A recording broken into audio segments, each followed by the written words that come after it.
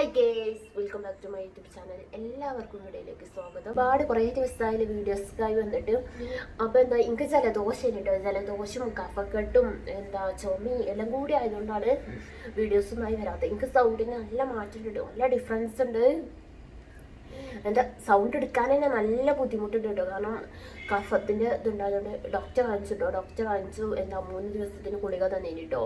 അപ്പം 3 ദിവസം കഴിഞ്ഞും കോൾഡ് കഫക്കെട്ടും അറിയില്ല. എന്നിട്ട് ഇന്ന് കൊണ്ട് കാണിച്ചിട്ടോ.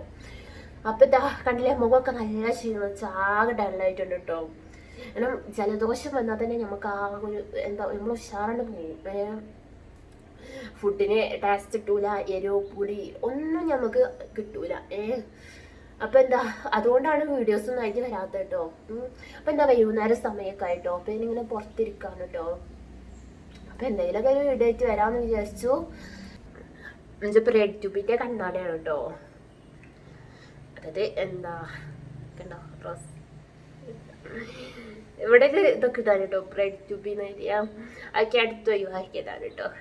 അയ്യോ മാവിപ്പോയി, തല തിരിഞ്ഞു പോയി ഗൈസ്. ഇതൊക്കെ മെമ്മറീസ് ആണല്ലേ നമ്മളെ ഇങ്ങനെയുള്ള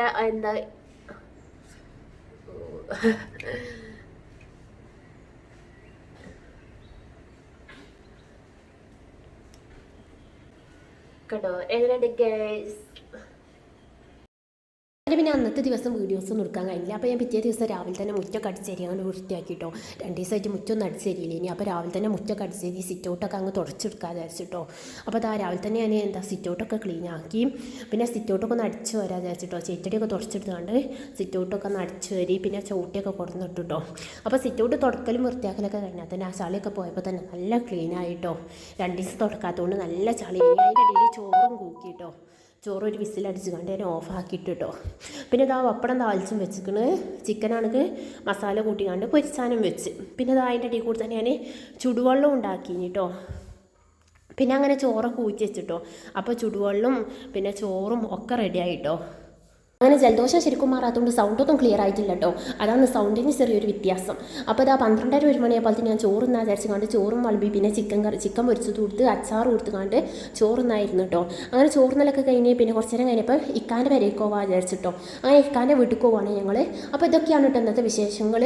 അപ്പോൾ ഇന്ന് കുഞ്ഞു വീഡിയോ ആണ്. ഇന്നത്തെ വീഡിയോ ഇഷ്ടമാക്കണമെങ്കിൽ എല്ലാവരും ലൈക്ക് ചെയ്യണം, സബ്സ്ക്രൈബ് ചെയ്യണം, കമൻറ്റ് ചെയ്യണം.